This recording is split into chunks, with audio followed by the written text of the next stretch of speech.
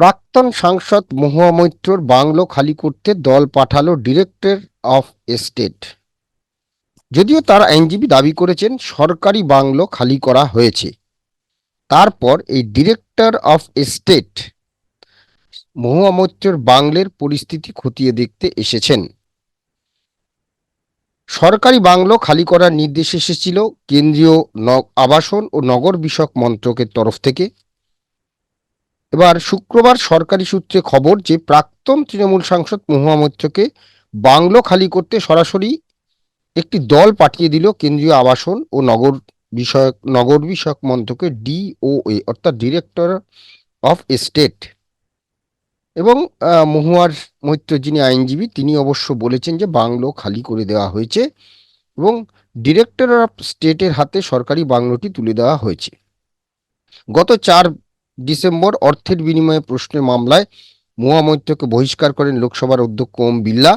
এরপর নিয়ম অনুযায়ী তাকে বাংলো খালি করে দেওয়ার কথা জানানো হয়। জানুয়ারি মাসের প্রথম দিকে মহুয়াকে সাংসদের জন্য নির্ধারিত সরকারি বাংলোটি ছেড়ে দেওয়ার নোটিশ পাঠায় কেন্দ্রীয় আবাসন ও নগর উন্নয়ন মন্ত্রকের ডিওএ।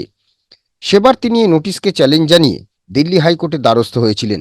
আদালত জানিয়েছিল যে বিশেষ পরিস্থিতিতে সরকারি বাংলো 6 মাস পর্যন্ত থাকা যায়, সেই অনুমতিও দিতে পারে সংশ্লিষ্ট কর্তৃপক্ষ, তবে এর জন্য প্রাক্তন সাংসদকে অর্থ দিয়ে থাকতে হবে। বিচারপতি সুব্রমণিয়ম প্রসাদ মহুয়া মৈত্রকে মামলাটি প্রত্যাহারের নির্দেশ দেন। এরপর বুধবার 17 জানুয়ারি ফের নোটিশ দেয় ডিওএ এবং তাকে যত দ্রুত সম্ভব বাংলো খালি করে দেওয়ার নির্দেশ দেওয়া হয়। এই নির্দেশকে চ্যালেঞ্জ করে ফের মহুয়া দিল্লি হাইকোর্টে আবেদন জানান এবং বৃহস্পতিবার বিচারপতি গিরিশ কাঠপালিয়া উচ্ছেদ নোটিশের স্থগিতাদেশ দেওয়ার আবেদন খারিজ করে দেন। আর তারপরই বাংলো খালি করে দেওয়া হয়েছে, যা সূত্রের খবর। কিন্তু প্রশ্ন হলো, মহুয়া মৈত্র যে অর্থের বিনিময়ে প্রশ্ন করেছেন আদানি ইস্যু নিয়ে 50টি প্রশ্ন, নানা রকম আমরা শুনেছি, তার জন্য তার সাংসদ পদ খারিজ করা হয়েছে। তখন দল তার পাশে ছিল, প্রথম দিকে ছিল না। তো এখন সাংসদের পাশে দল আছে কি সেটা আমরা বুঝতে পারছি না। তো সেই জন্যই মহুয়া কি এখন অসহায়? আজকে আমরা বিষয়টি নিয়ে আলোচনা করব। আমি বিপ্লব, আমার সঙ্গে রয়েছেন সাংবাদিক অরূপ পালি। অরূপদা, স্বাগত জানাচ্ছি। অরূপদা, আমরা যেটা দেখলাম যে মহুয়া মৈত্রর যে বডি ল্যাঙ্গুয়েজ ছিল, তিনি প্রচুর চ্যালেঞ্জ করেছিলেন, কিন্তু তার সাংসদ পদ তাকে বহিষ্কার করা হয়েছে, আটকানো যায়নি। প্রথমে না থাকলেও পরে দল তার পাশে ছিল। তো এখন যে অবস্থা, বাংলো খালি করতে নির্দেশ দিয়েছিল এবং সেই বাংলো খালি করার জন্য তিনি দুবার আদালতে গেছেন এবং অবশেষে আজ শুক্রবার যখন আমরা এই প্রতিবেদন করছি, যেটা জানা যাচ্ছে যে বাংলো নাকি তিনি খালি করে দিয়েছেন। এখন প্রশ্ন হলো, এই যে দল কি এখন তার পাশে আছে? ঠিক বোঝা যাচ্ছে না। মহুয়া কি এখন অসহায়? কি বলবে? দেখো, সেটা হচ্ছে এমন অবস্থা যে খবরের শিরোনামে মহুয়া মৈত্র বরাবর থেকেছেন বা থাকতে পছন্দ করেন। আজকে সে মহুয়া মৈত্র যখন বাংলা খালি করা হচ্ছে তখন কিন্তু সেই খবরের শিরোনামে তিনি আর নেই। তখন ভেতরের পাতায় জায়গা হচ্ছে বা হয়তো খবর হচ্ছেই না। আগে যেখানে তোমার ঘন্টায় ঘন্টায় মহুয়া মৈত্র একটা টুইট করলে আপডেট হতো, সেখানে 6 তারিখের পর ওনার কিন্তু সেই টুইটে নেই। যদিও ওনার আইনজীবী বলেছেন উনি অসুস্থ, আইসিসিউ তে ভর্তি আছেন, উনি সেটা কোর্টকে জানিয়েছেন, কিন্তু খবরের ভেতর থেকে অনেক অংশে সেটা সরে গেছেন। এমনি তুমি যদি দেখো, সেটা হচ্ছে উনি আদালতে গিয়েছিলেন, আদালত হস্তক্ষেপ করেনি, কারণ যেহেতু সুপ্রিম কোর্টে মামলাটা চলছে, সুপ্রিম কোর্ট স্থগিতাদেশ দেয়নি, আবার মার্চ মাসে ডেট পড়েছে। এবং মহুয়া মৈত্র যেহেতু সাংসদ পদ খারিজ হয়ে গেছে, ফলে সাংসদ পদ খারিজ হয়ে যাওয়ার পর উনি কোনো অবস্থাতেই বাংলায় থাকতে পারেন না। উনি দিল্লি হাইকোর্টে গিয়েছিলেন স্থগিতাদেশের ব্যাপারে। দিল্লি হাইকোর্ট তখন বলেছিল না, নগর উন্নয়ন মন্ত্রকের যে যে দপ্তর দেখে বা যে সংস্থা দেখে তাদের কাছে যান, তাদের কাছে অ্যাপ্লাই করুন। কিন্তু মহুয়া সেটা যাওয়ার পর তারা মহুয়াকে আবার ফের নোটিশ দেয়। তারপরে কোনো সুরাহা হয়নি, মহুয়াকে অবশেষে ছাড়তে হয়। আমার কথা হচ্ছে অন্য জায়গায়। সেই জায়গাটা হচ্ছে ধরো মহুয়া মৈত্র যে ভেবেছিলেন যে লড়াইতে উনি সবাইকে সঙ্গ পাবেন, কিন্তু বাংলো ছাড়ার এখানে কি সেইভাবে সেই প্রোটেস্টটা হলো? উনি কি সেই ক্ষেত্রে একা নয়? যেভাবে উনি আর কি আদানি বিরোধিতায় উনি ভেবেছিলেন সবাইকে উনি সঙ্গে পাবেন, উনি সবাইকে নিয়ে লড়বেন, সবাই ওনার পেছনে দাঁড়াবে, কিন্তু আমরা যেটা দেখতে পারলাম যেখানে অনেকটা নিঃসঙ্গ, এবং সেখানে ওরা আইনজীবীকে কোনো সময় বলতে হচ্ছে উনি অসুস্থ, কোনো সময় বলতে হচ্ছে উনি দিল্লিতে একা থাকেন, উনি এক মহিলা, ওনার কোনো থাকার জায়গা নেই, ফলে একটা অসহায় যেটা আদালতের কাছে বারবার তুলে ধরতে হচ্ছে। অথচ তার যে ইমেজ বা তার যে ভাবমূর্তি জনসাধারণের কাছে, বা উনি যেটা নিজেই এগোতে চান, সেটা উনি কি বলেছিলেন, উনি একাই লড়ে নেবেন। উনি দ্রৌপদীর যেরকম বস্ত্রহরণ হয়েছিল, ওনাকেও নানাভাবে কোণঠাসা করার চেষ্টা হয়েছে, উনি লড়ে নেবেন। সেই জায়গায় গিয়ে আদালতে গিয়ে তার আদালতে কিন্তু সেই ইমেজটা তার থাকলো না। সেখানে এক অসহায় মহিলা, এক নারী, যার দিল্লিতে কোনো জায়গা নেই, সেই প্রেয়ারটা তার আইনজীবী তার হয়ে করলেন। ফলে কোনো জায়গায় দাঁড়িয়ে যে লড়াই বা যে লড়াইয়ের মুখ বা যেটা হতে চাইলেন, সেখান থেকে কি অনেকটা রাস্তা তিনি নিচে নেমে এলেন না? আর দল তো বারবার করে এমন অবস্থা, তাকে বলা বলা হচ্ছে দিল্লিতে, এবং দলের তরফেও কিন্তু এখনো পর্যন্ত বলছে মহুয়া লড়ে নেবে, যে মহুয়ার অসুবিধা নেই, দিল্লিতে আমাদের এখানে থাকবে, বা কি এসে গেল, বা সেরকম কিন্তু এখনো আমরা কিছু দেখতে পাইনি সেটা, বা কংগ্রেসের তরফ থেকে কেউ বলছে।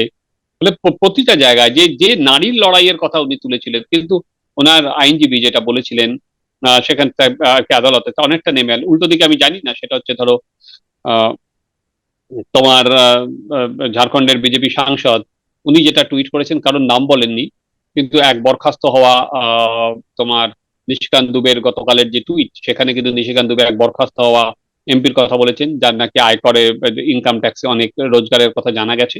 ফলে উনিও যখন কোনো নাম বলেনি, কিন্তু ওনার ইঙ্গিত পরিষ্কার। ফলে আমি জানি না পরবর্তীকালে কি কি সমস্যা বা অন্যান্য জায়গায়, ধরো সিবিআই তদন্ত মহুয়ার বিরুদ্ধে শুরু হয়েছে, সেটা কোন জায়গায় আছে, বা অন্যান্য লাভ। ফলে যেই যে সমস্যা, সেটা কিন্তু ওনার বলতে পারো কমলো না, বরঞ্চ শুরু হলো বা বাড়তে চলতে শুরু করলো। সেটার যদি প্রথম ধাপ, অন্যতম একটা সাংসদ পয়ে যাওয়া প্রথম ধাপ হয়, দ্বিতীয় ধাপ কিন্তু হলো ওনার বাংলো ছাড়া কোনো জায়গাতেই কিন্তু উনি কোনো সুরাহা পেলেন না। এবার থার্ড কোনটা আসে আমরা জানি না। এবার না, কৃষ্ণনগরের মানুষের কাছে অরূপদা, আমি যেটা বলছিলাম যে আমরা দেখেছিলাম যখন মহুয়া মৈত্রকে বরখাস্তের প্রতিবাদে সবাই যেভাবে ওয়াক আউট করেছিল, ইন্ডিয়ার যে জোটের যারা প্রতিনিধি ছিল বা বিভিন্ন দলের জোটের যারা নেতা ছিলেন, তারা কোথায়? তারা তো এখন আর মহুয়ার পাশে তাদেরকে পাওয়া যাচ্ছে না। সেটা যেমন একদিকে, অন্যদিকে যদি দেখি যে তৃণমূলের ক্ষেত্রেও, মানে নিজের দল তৃণমূল, ঠিক আছে, সেক্ষেত্রেও সেখানে দিল্লিতে তো এত নেতা, ডেরেক ওব্রায়ন থেকে শুরু করে সুকেন্দু শেখর রায়, তারপরে সুদীপ বন্দ্যোপাধ্যায়, যারা মহুয়াকে সমর্থন জানিয়েছিলেন, মহুয়াকে সংসদে কেন বলতে দেওয়া হলো না, আত্মপক্ষ সমর্থনের কথা বলেছিলেন, তারা কোথায়? তাদের তো কোনো বিবৃতি নেই। তাকে তাকে দেখো, যে এটা বাংলো থেকে তুমি যদি লজিক্যালি দেখো, লজিক্যালি কিন্তু উনি রাখতে পারেন না, যেহেতু ওনার সংসদপদ খারিজ হয়ে গিয়েছে। হুম, সেখানে দাঁড়িয়ে উনি যদি নিজে ছেড়ে আসতেন, যে এটা উনি বারবার বলেছিলেন, কি হবে, আমার একটা সাংসদ পদই তো যাবে, তাতে আমার কি এসে গেল, আমি চ্যালেঞ্জ জানিয়ে আবার ফিরে আসবো, যে টোনটা ওনার ছিল বাংলো ছাড়ার সময়, কিন্তু সেই টোন থেকে উনি অনেক নেমে এসেছিলেন। যে একটা কোট আনকোট, যে একটা যুদ্ধংদেহী মনোভাব উনি সংসদের মধ্যে বজায় রেখেছিলেন, বাংলো ছাড়ার সময় কিন্তু সেটা থাকেনি। হুম। উনি আদালত থেকে আদালতে দৌড়ে বেরিয়েছেন, উনি আদালতে গিয়ে মহিলা তাস খেলেছেন, অসহায় মহিলা তাস খেলেছেন, দিল্লিতে কোনো বাংলো নয় নেই, একটা একা মেয়ে কোথায় যাবে সেটা বলেছে। ফলে যে যুদ্ধংদেহী মনোভাবটা, সেটা উনি কিন্তু বজায় রাখতে পারেননি। ফলে আমি জানি না এরপরে ওনার জন্য কি অপেক্ষা করছে, বা কিভাবে উনি তার মোকাবিলা করবেন। এবং সেখানে দল তো বলেই দিয়েছে, মহুয়া একাই পারবে। ফলে দলের তরফও এখনো পর্যন্ত এইটা নিয়ে বাংলো ছাড়ার পর বলো যে কি বলবে, যে রাজনীতির শিকার হলেন, এর বাইরে তো কিছু বলবে না, দল এটাই বলবে। ফলে মহুয়া আগামী দিন দিল্লিতে কিভাবে লড়াইটা নিয়ে যায়, সেটা আমাদের নজরে রাখা, আমরা অতি অবশ্যই নজরে রাখবো। কিন্তু এটা ঘটনা যে মহুয়ার যে তুমি বলতে পারো লড়াইটা শুধুমাত্র এখন নাদানের বিরুদ্ধে না, তার তো একটা ওখানে ঘর দেখার লড়াইও শুরু হলো সেই অর্থাৎ অর্থে। ঘর বাঁচানোর ফলে লড়াইয়ে মহুয়া কি একা? কেউ কি তার পাশে নেই? বড় অসহায়। সেটাই তো এখন দেখা যাচ্ছে। তো আগামী দিনে মহুয়ার যে যুদ্ধংদেহী মনোভাব, আগামী লোকসভা নির্বাচনে সেটা কি আমরা দেখতে পাবো?